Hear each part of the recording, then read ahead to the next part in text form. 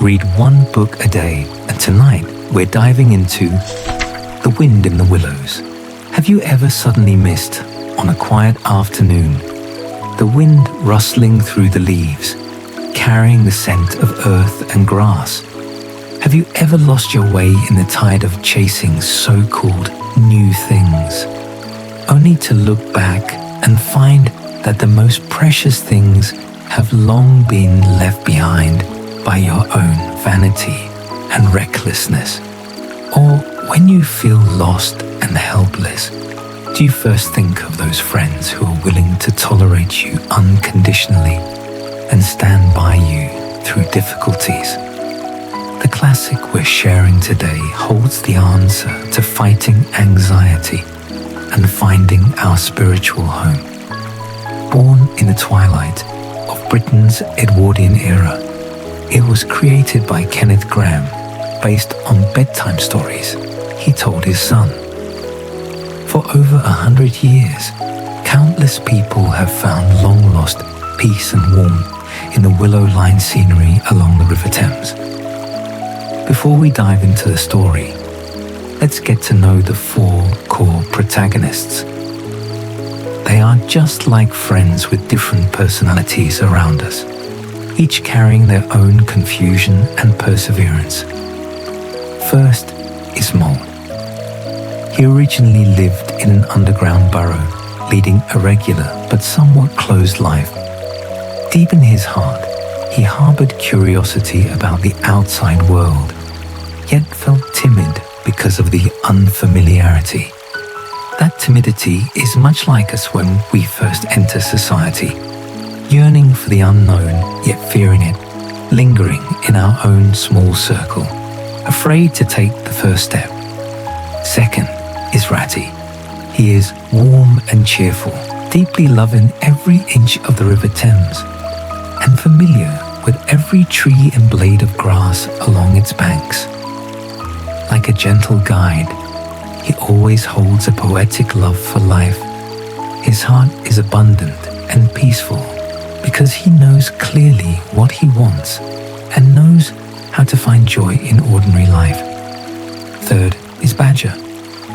He is mature and steady, living in seclusion deep in the mysterious wildwood. He rarely appears, yet possesses a strong aura and upright character. His heart holds wisdom and responsibility, making him the most reliable spiritual pillar for his friends when they face difficulties, much like those elders who seem quiet but can always give us strength when we need it most. Fourth is Toad. Born into wealth, he is impetuous, vain, and frivolous, with an obsessive passion for all new things, never considering the consequences. Deep down, he's actually empty, needing to prove his worth through chasing external material things, which is surprisingly similar to many people today who lose themselves in the tide of consumerism. The story begins on a warm spring day. At that time, Mole was cleaning his underground burrow. The stuffy air and monotonous work made him feel suffocated. When will this kind of life end? He couldn't help muttering to himself. I've heard the outside world is wonderful. There are rivers, woods, all kinds of things I've never seen. Do I really want to be trapped here forever? His longing for freedom and new things finally overcame his timidity. He dropped his broom, struggled to dig through the soil, and stepped onto the ground for the first time. Mole, newly on the ground, was just like a child entering an unfamiliar environment, excited yet anxious. The sun shone warmly on his body. The breeze brushed his cheeks, carrying the fragrance of grass. Everything around him was so novel that he couldn't take his eyes off it. He wandered aimlessly until he heard the gurgling sound of running water. That sound, gentle and pleasant, was like a healing ballad, drawing him forward. By the river, he met Ratty. Ratty was sitting in a small boat, humming a tune leisurely, looking content. "Hello there, little one," Ratty greeted him warmly. "First time by the river?" Mole nodded shyly, too nervous to speak. Sensing his awkwardness, Ratty took the initiative to invite him aboard, saying gently, "Don't be afraid.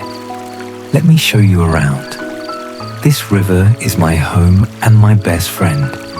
She'll tell you many interesting stories." Sitting in the boat, Mole felt the joy of freedom for the first time. The river flowed slowly. The willow branches along the banks swayed in the wind, dipping into the water and stirring ripples. Birds sang in the trees, and fish played in the water. Sunlight filtered through the gaps in the leaves, casting golden spots on the water's surface. As Ratty rowed, he told Mole stories about the river, about the changing seasons, the plants and animals along the banks, and his bond with the river. Mole listened quietly. The anxiety in his heart gradually faded, replaced by full warmth and peace. "So the outside world is so beautiful," he thought, "with such a gentle friend and such beautiful scenery. This is the life I want."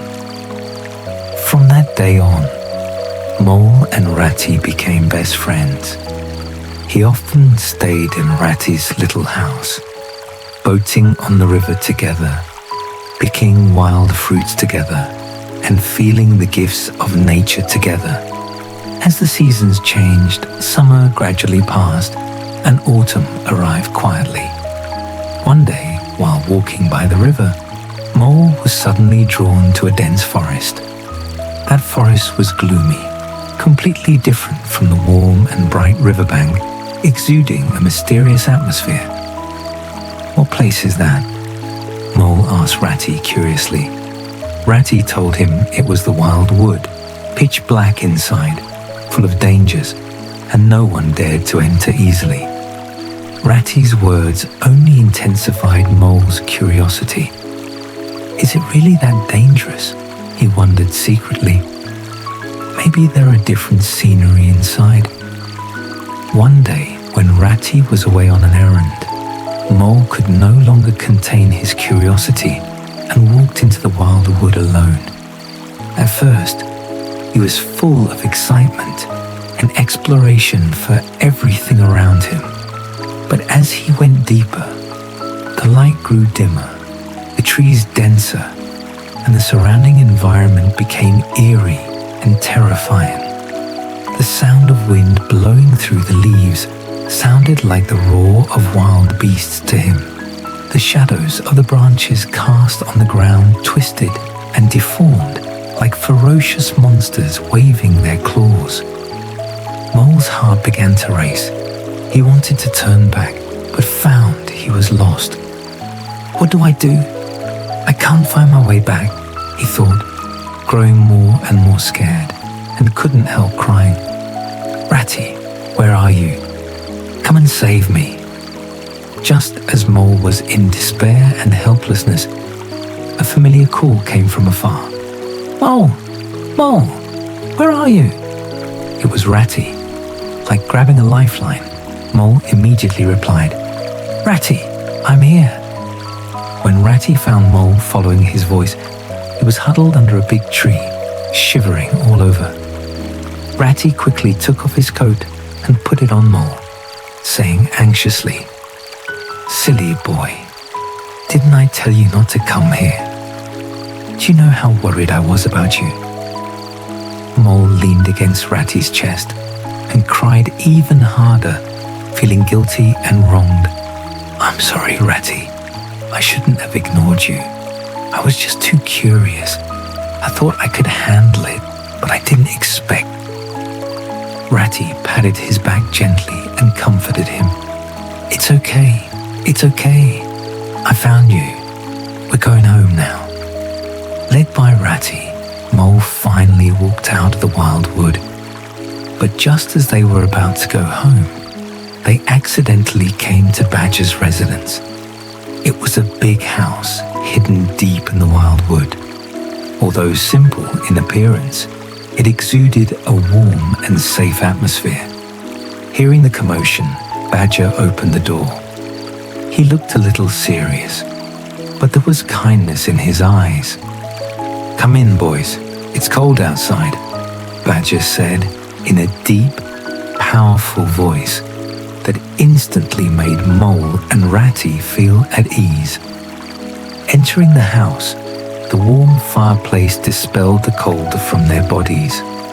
Badger brought them hot drinks and food and listened quietly to their experience in the wildwood. When he heard about Mole getting lost and in danger, Badger didn't blame him, but said gently, "Curiosity is a good thing, but you must also know how to protect yourself. Although the wildwood is dangerous, as long as you hold reverence in your heart and find the right direction, you won't get lost." At that moment, Mole felt that Badger was like a kind elder, guiding him when he was lost. From then on, Mole, Ratty, and Badger became close friends. They often gathered at Badger's house, sharing interesting things in life and pouring out their troubles. During this time, however, Toad's life fell into a crazy farce. At that time, cars were just a new invention. When Toad saw a car for the first time, he was deeply attracted by its cool appearance and powerful power. "Amazing! This is simply the greatest invention in the world," Toad shouted excitedly, and a strong desire to possess it arose in his heart immediately. "I must have a car of my own." From that day on, Toad began chasing cars frantically. He spent a lot of money buying one car after another, but never cherished them. He drove recklessly, ignoring traffic rules and the safety of others, often causing various accidents. Ratty, Badger, and Mole were all worried about him and tried to persuade him to stop many times. "Toad, cars are fun, but safety is the most important thing. You can't be so reckless," Ratty said earnestly. Badger also warned him solemnly. "Toad, your vanity and impulsiveness will get you into trouble. You must learn to control yourself." But Toad didn't listen at all. He thought his friends were jealous of him and trying to stop him from pursuing happiness. "You don't understand. The feeling of driving is wonderful. I love this fast-paced feeling. I want to be the most majestic driver."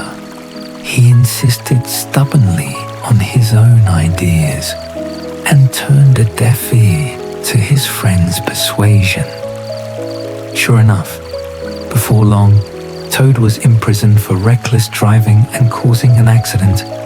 In prison, Toad finally felt fear and regret.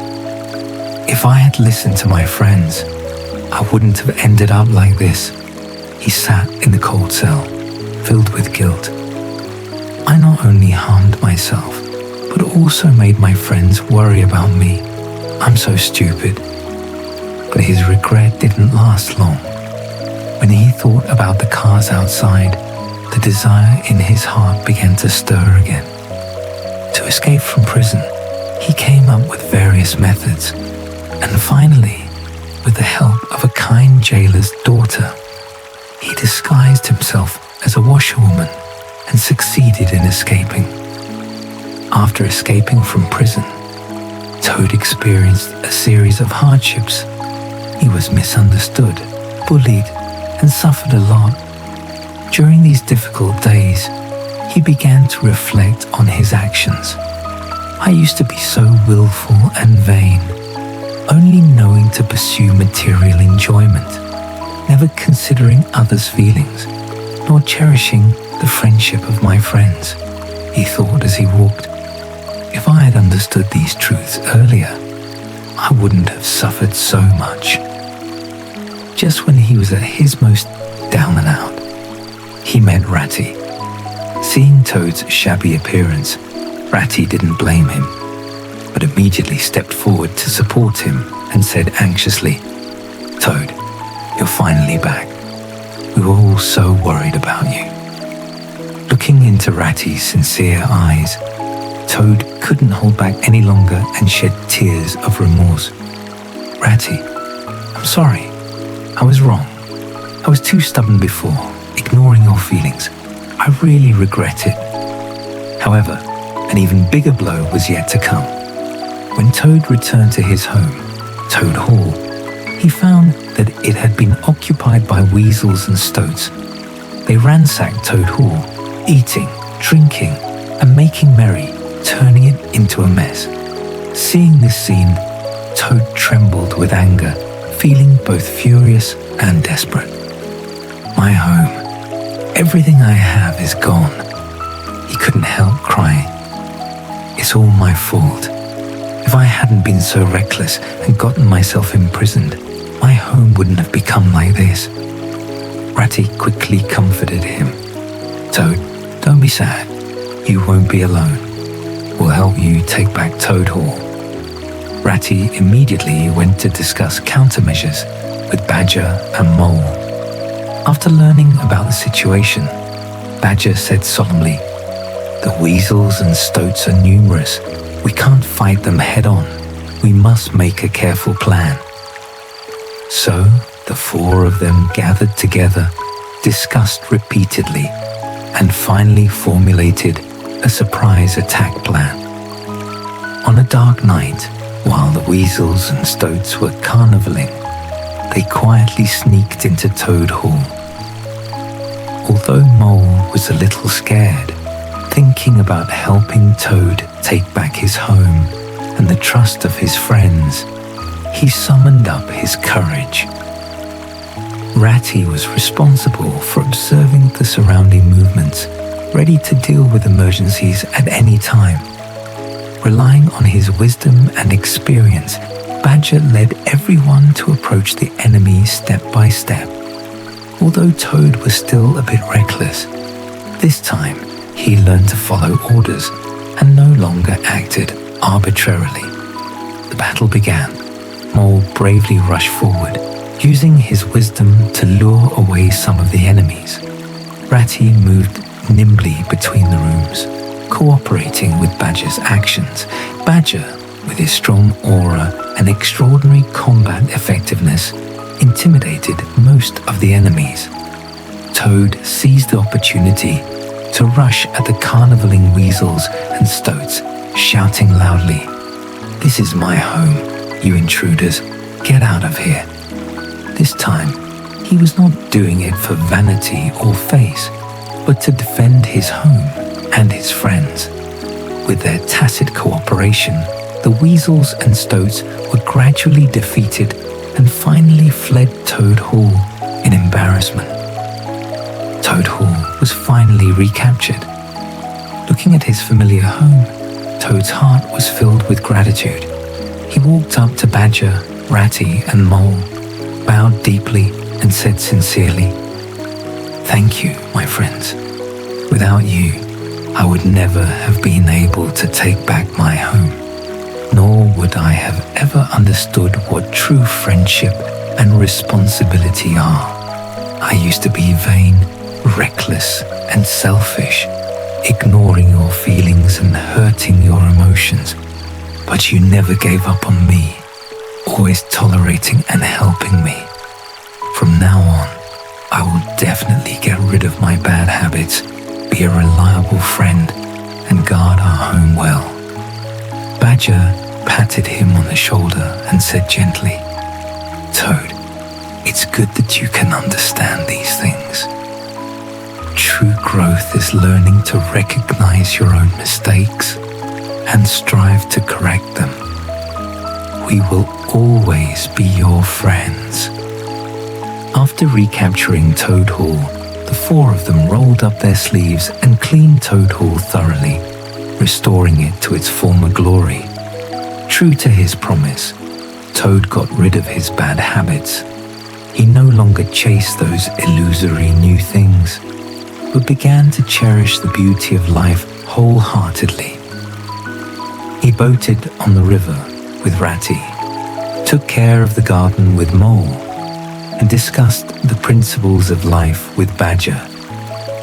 He gradually understood that true happiness does not come from external material enjoyment, but from inner peace and sincere friendship. Life returned to a peaceful track, and the willow-lined scenery along the River Thames was still as picturesque as ever. In spring, everything came back to life. The river gurgled, and the willow branches swayed gently.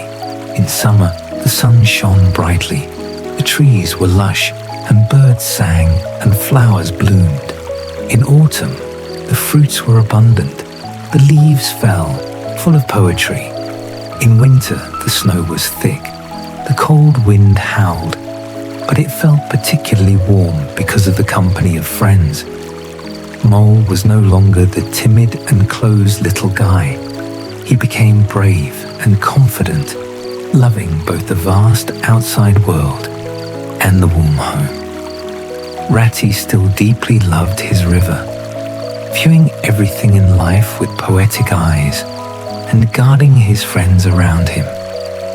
Badger still lived in seclusion deep in the wildwood, but always appeared when his friends needed him, giving them wisdom and strength.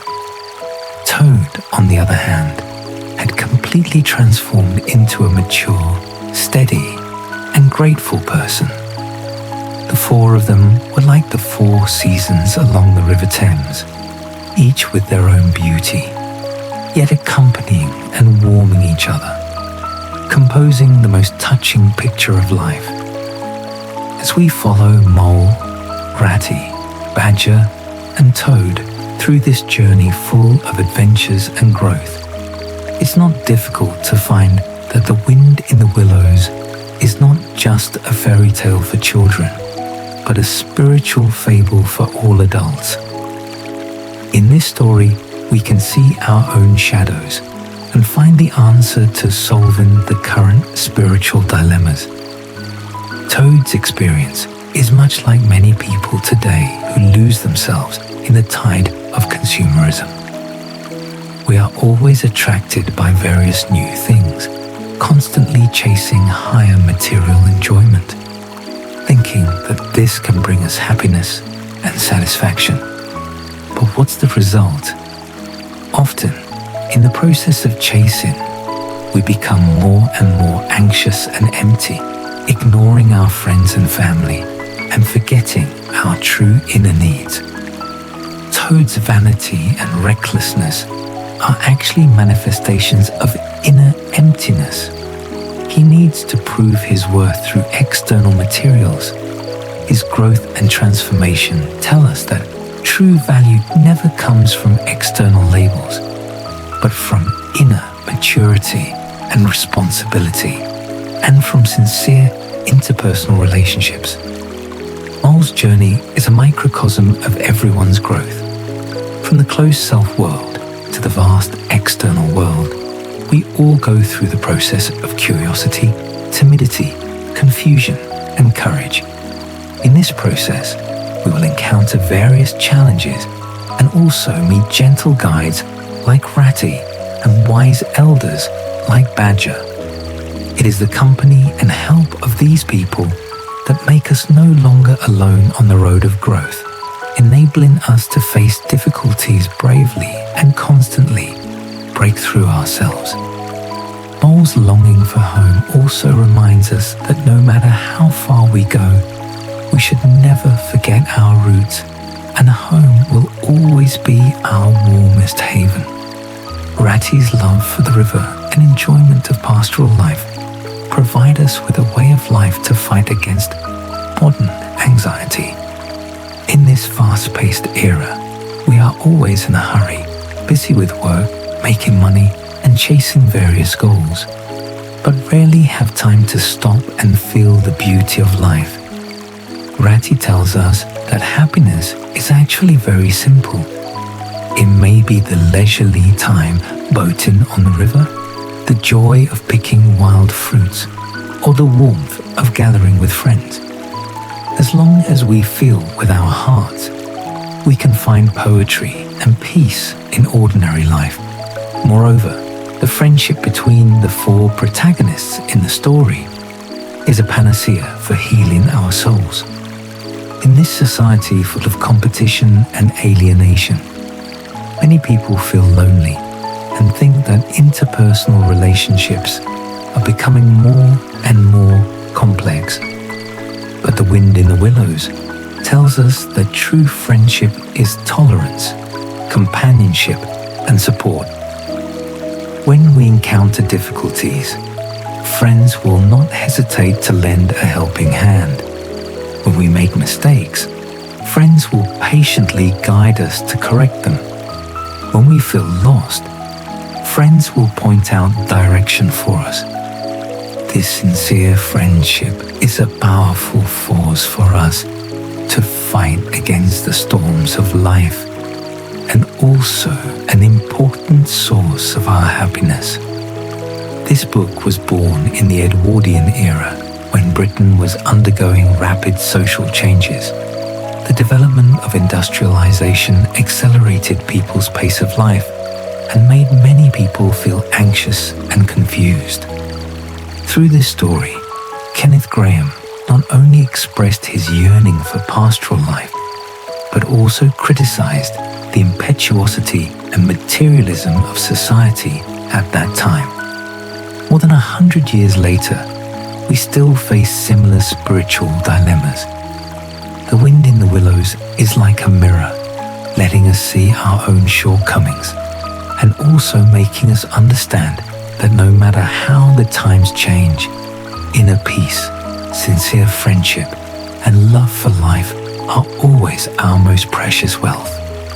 It reminds us that while chasing goals, we should not forget to stop and feel life. While pursuing material things, we should not ignore our inner needs. In interpersonal relationships, we should know how to cherish and tolerate. Perhaps in each of our hearts, there lives a mole who yearns for freedom, a ratty who loves life, a badger who is calm and wise, and a toad who needs to grow. And the wind in the willows, with its gentlest brushstrokes, tells us how to get along with ourselves, how to get along with others, and how to find our own spiritual home in this complex world. It is like a flame in the winter night, warm and bright, healing our tired souls. No summary can replace the original work. A good book is worth reading page by page. Good night, and wish you a sound sleep tonight. I'm Time for Bed. If you like it, don't forget to subscribe to the channel, and I look forward to our next encounter.